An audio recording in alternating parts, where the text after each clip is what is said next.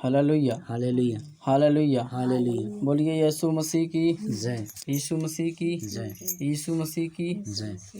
तो हम लोग आज वचन पर जब मनन करेंगे तो जक्कई के जीवन से देखेंगे कि किस प्रकार परमेश्वर यीशु मसीह जक्कई के जीवन में आए और कार्य किए। यस, तो हम लोग बाइबल खोलते हैं लूका रचित सुसमाचार 19 अध्याय और उसके पहले पद में। यस, तो पहले पद में इस प्रकार से लिखा है, वह यरीहो में प्रवेश करके जा रहा था। Hallelujah, hallelujah, hallelujah. हालेलुया। ये चुंगी लेने वाले जक्कई के जीवन की बातें हैं और यीशु का वचन इस प्रकार हमें बता रहा है, वह यरीहो में प्रवेश करके जा रहा था। और जब दूसरे वचन में देखें तो लिखा है, वहाँ जक्कई नामक एक मनुष्य था जो चुंगी लेने वालों का सरदार था और धनी था। हालेलुया। हालेलुया, आज हम लोग इस प्रकार देखें कि यीशु मसीह जैसे यहाँ पे लिखा है कि वह यरीहो में प्रवेश करके जा रहा था, आज भी वह यीशु मसीह है जो जिंदा है यस, और आज भी वो यरीहो नगर में प्रवेश करके जाता है। Yes, yes. और यरीहो नगर है हमारा जीवन। यस, वो सचमुच यरीहो नगर तो इस्राएल देश में पाया जाता है, लेकिन वो यरीहो नगर है हमारा जीवन। हमारे जीवन से यीशु मसीह प्रवेश करके जा रहा है। और जिस प्रकार हम लोग देखें कि जक्कई, वहाँ पर जो जक्कई नामक व्यक्ति था जो चुंगी लेने वालों का सरदार था और धनी भी था, लेकिन उसके अंदर भले ही वो छोटा था, लेकिन उसके अंदर प्रभु को देखने की चाहत, प्रभु के समीप पहुँचने की चाहत और प्रभु से बात करने की चाहत, उसकी भक्ति करने की चाहत थी। और इसीलिए क्या किया, प्रभु तो उसके जीवन से ही होकर, उसके बगल से ही होकर जा रहा था, लेकिन जब उसके अंदर चाहत आई तब क्या किया, प्रभु यीशु मसीह उसके करीब आया। Yes, hallelujah. हालेलुया। आज भी हम लोग जब भी हमारा यीशु मसीह तो हमारे चारों तरफ होकर गुजरता रहता है, हमारा ध्यान करता रहता है, यस, लेकिन आज भी जब हम यीशु मसीह को पुकारते हैं, यीशु मसीह की तरफ अपना ध्यान करते हैं और यीशु मसीह के लिए हम अपना समय निकालते हैं, तो वह यीशु मसीह हमारे लिए अपना टाइम निकाल कर, अपना समय निकाल कर हमारे रास्ते में आकर हमारे रास्ते से गुजरता है। Hallelujah, hallelujah. हम लोग ध्यान दें कि यरीहो नगर से यीशु मसीह जा रहे थे, लेकिन जो चुंगी लेने वाला जक्कई धनी पुरुष था, वो यीशु मसीह के देखने की चाहत से, उसके पास बहुत धन था, यहाँ तक कि वो बहुत अधिक धनवान था और धनवान होने की वजह से लोग उससे डरते भी थे। लेकिन जब उसके पास उसने अपने मन को फिराया और प्रभु के करीब आने की उसने चाहत की, तो प्रभु का वचन इस प्रकार से कहता है, लूका रचित सुसमाचार 19 अध्याय उसके 4 पद में, कि वो प्रभु की चाहत में क्या किया। तब उसको देखने के लिए वह आगे दौड़कर एक गूलर के पेड़ पर चढ़ गया, क्योंकि यीशु उसी मार्ग से जाने वाला था। आमीन, हालेलुया, आमीन, आमीन। हालेलुया। आज भी देखें कि प्रभु के बहुत से भक्त होते हैं जो प्रभु के करीब पहुंचने के लिए, प्रभु के समीप जाने के लिए, प्रभु के सामने होने के लिए, वो आज भी कोई ना कोई विकल्प अपनाते हैं कि मुझे प्रभु के समीप कैसे पहुंचना है, यस, प्रभु के पास कैसे पहुंचना है। यस, और यही विकल्प अपनाया जक्कई ने। उन्होंने क्या किया, यीशु मसीह से मिलने के लिए, क्योंकि वो देख नहीं सकता था, वो अपने कद की छोटे की वजह से, इसीलिए उसने गूलर की पेड़ पर चढ़ना पसंद किया। हालांकि वो छोटा था, लेकिन वो गूलर के पेड़ पर चढ़ गया और चढ़ने के बाद क्या हुआ कि गूलर के पेड़ पर से यीशु मसीह को देखने लगा, क्योंकि यीशु मसीह उसी के नीचे से होकर गुजर रहे होते हैं। आज भी हम लोग ध्यान करें कि हमारा यीशु मसीह हमारे करीब से होकर जा रहे हैं, हमारा ख्याल रखते हुए, हमारी बातों का ध्यान रखते हुए जा रहे हैं, लेकिन हम ही लोग जक्कई के समान गोलर के पेड़ पर चढ़ के यीशु मसीह को देखना नहीं चाहते। हम ही लोग दीन होकर प्रभु यीशु मसीह के समीप जाना नहीं चाहते। हम ही लोग ऐसे हैं कि हमारे जीवन में हम धनी होने पर भी और शारीरिक ऊंचाई, शारीरिक छोटाई भी, हमारा जो छोटपन है वो भी होने पर भी हम लोग प्रभु के करीब जाना पसंद नहीं करते। Yes, hallelujah, hallelujah, hallelujah, hallelujah, hallelujah. लेकिन हमारा प्रभु यीशु मसीह फिर भी हमारे जीवन के करीब से होकर गुजरते हैं। जिस प्रकार यहाँ पे देखें कि 4 पद में कि यीशु मसीह उसी गूलर के पेड़ के पास से होकर गुजरने वाले थे। Hallelujah, hallelujah. और जैसे ही, क्योंकि यीशु मसीह मन की बातों का जांचने वाले हैं, जब वो गूलर के पेड़ पर चढ़ गया जक्कई, तो यीशु मसीह ने देखा, क्योंकि वो पहले ही जान चुके थे कि कोई हमारा इंतज़ार कर रहा है। और जैसे ही वो गूलर के पेड़ पर चढ़े थे, यीशु मसीह ने उसी गूलर के पेड़ के नीचे पहुंचकर ऐसा कहा। 5वें पद में जब देखें तो जब यीशु उस जगह पहुंचा तो ऊपर दृष्टि करके उससे कहा, हे जक्कई, झट उतर आ, क्योंकि मुझे आज मुझे तेरे घर में रहना अवश्य है। हालेलुया, आमीन। तो ध्यान दें, जब हम लोग यीशु मसीह के लिए अपनी चाहत को बना लेंगे ना, तो यीशु मसीह हमारे करीब, हमें उनके करीब उस समय जाने की ज़रूरत नहीं, क्योंकि वो हमारे करीब खुद ही रहते हैं। वो हमारे करीब होकर गुजरेंगे और हमसे खुद कहेंगे कि बेटे, तू अपनी दुख से, अपनी परेशानी से आज़ाद हो जा, अपने उस परिस्थिति से नीचे उतर जा और ऊपर चढ़ जा या नीचे उतर जा, क्योंकि आज मुझे तेरे घर में प्रवेश होना है। यस, आमीन, आमेन। तब यीशु मसीह कहेंगे कि आज मुझे तेरे घर में प्रवेश करना है, तेरे घर में मुझे भोजन करना है। ध्यान दें, जिसके घर में यीशु मसीह जाते हैं, जिसके पास यीशु मसीह आ जाते हैं, उसके पास अथाह धन होने पर भी, उसका कद छोटा होने पर भी, उसका जो महत्व है, यीशु का आत्मा हमसे कह रहा है कि बहुत बढ़ जाता है। Yes, yes, hallelujah, hallelujah, hallelujah, hallelujah. Hallelujah. और ध्यान दें कि इतना धन होने पर भी जो खुशी जक्कई के पास नहीं थी, वह यीशु मसीह के ये शब्द बोलने से उसके पास आ गई।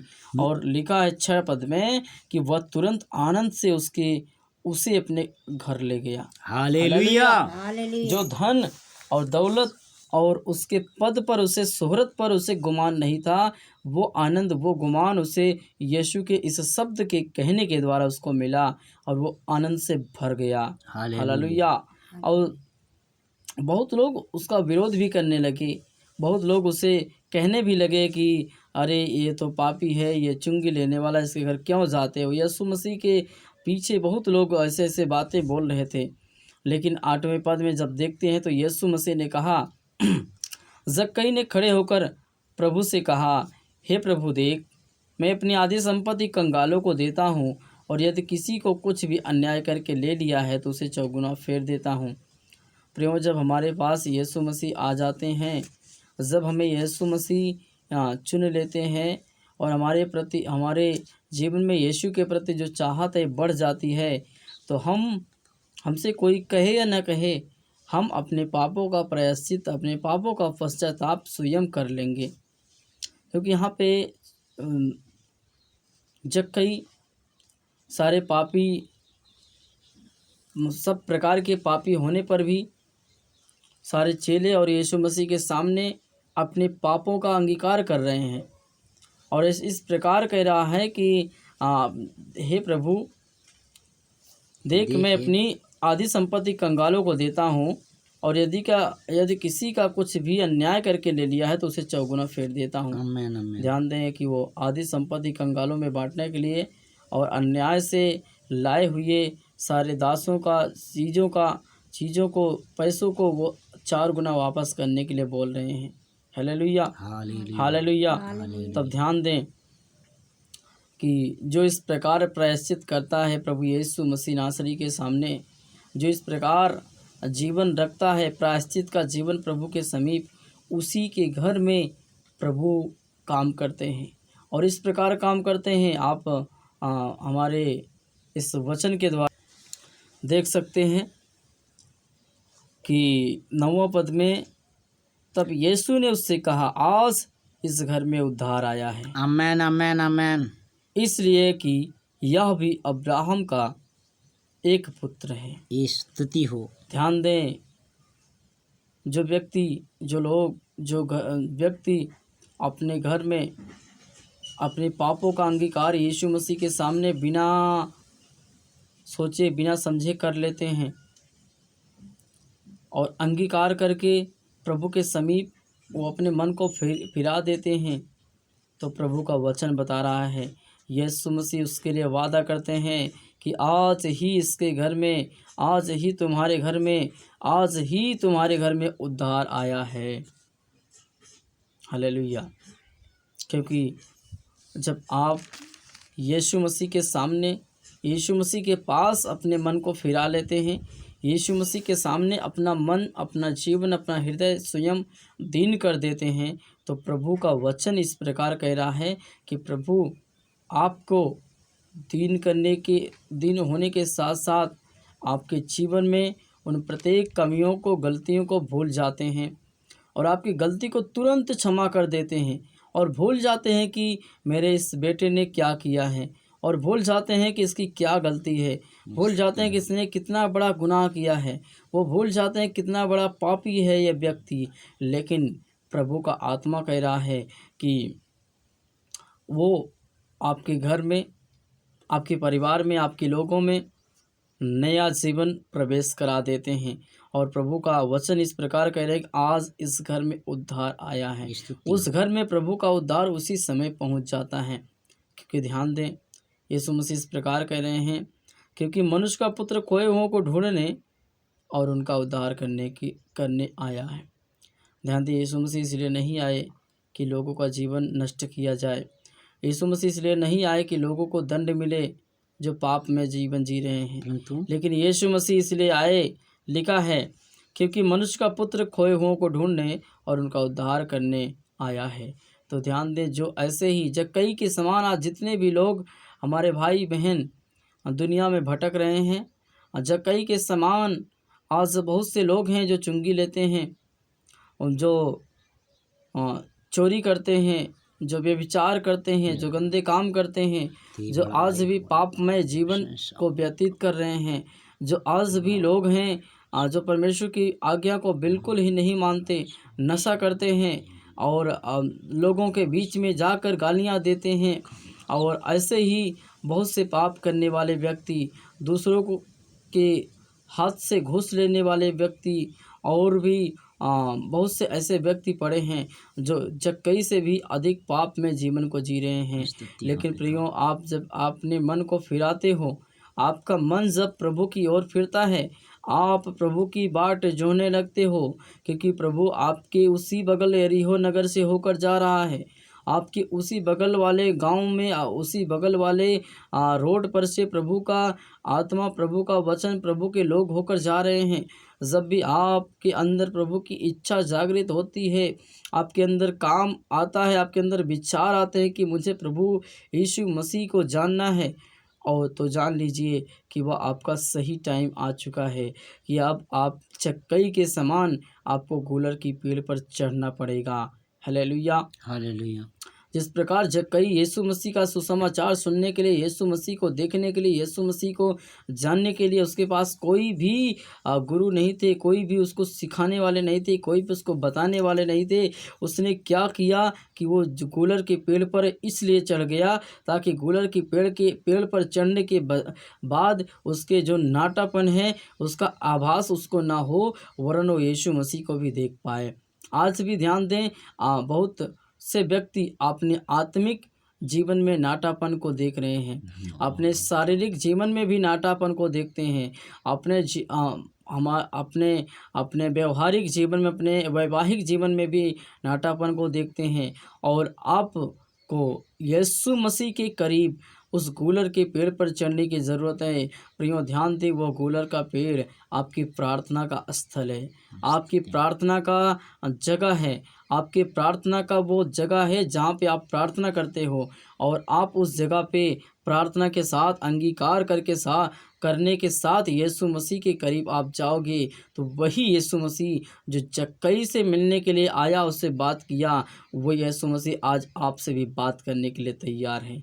वही यीशु मसीह आज आपके भी घर में भोजन करने के लिए तैयार है। वही यीशु मसीह आज आपके घर में उद्धार देने के लिए तैयार है। लेकिन हमको ज़रूरत है कि हम जक्कई के समान अपने मन को फिराकर प्रभु यीशु मसीह के सम्मुख अपने हृदय को, अपने मन को, अपने विचार को, अपनी आत्मा को दीन करके प्रभु के करीब पहुँचें, प्रभु के समीप जाएं, क्योंकि आपके बगल यरीहो से यीशु मसीह गुजर रहे हैं। Hallelujah, hallelujah, hallelujah. आपकी बगल यरीहो से यीशु मसीह गुजर रहे हैं। प्रियो ध्यान दें, वह यरीहो वही चीज़ है जो आपका समस्या है, बड़ी से बड़ी परेशानी है, बड़े से बड़े क्लेश हैं, वही यरीहो है। और उस यरीहो के बगल में यीशु मसीह एकदम आकर चले जा रहे हैं। अगर आपने ध्यान नहीं दिया तो प्रभु आपके रास्ते में आने वाले नहीं हैं। आपने अगर इतना जानने के बाद भी कि प्रभु हमारे करीब, हमारे समस्याओं के करीब आकर गुजर रहे हैं, आपने ध्यान नहीं दिया, तो प्रभु आपके करीब नहीं आएंगे। क्योंकि प्रभु का वचन इस प्रकार कह रहा है कि धन्य है वे जो मन के दीन हैं। प्रियो, हम अगर मन के दीन होते हैं तो कैसा लिखा है कि हम प्रभु के राज्य के अधिकारी हो जाते हैं। यस यस, प्रभु के करीब हम आशीषित हो जाते हैं। हाँ, hallelujah, hallelujah, hallelujah, hallelujah, hallelujah. Hallelujah. धन्य है वे जो मन के दीन हैं। हमें मन में दीन होना है और नम्रता को धारण करके प्रभु के समीप दौड़ के जाना है। प्रभु रास्ते से गुजर रहा है, प्रियो ध्यान दें, मौका छूट ना जाए। यीशु मसीह आपके करीब से होकर गुजर रहा है। आज ही अपने पापों का अंगीकार करें, क्योंकि प्रभु आपके घर में भोजन करने के लिए तैयार हैं। आज ही यीशु मसीह आपके घर में भोजन करेंगे, यीशु के नाम में। आमीन, आमेन, हालेलुया, हालेलुया।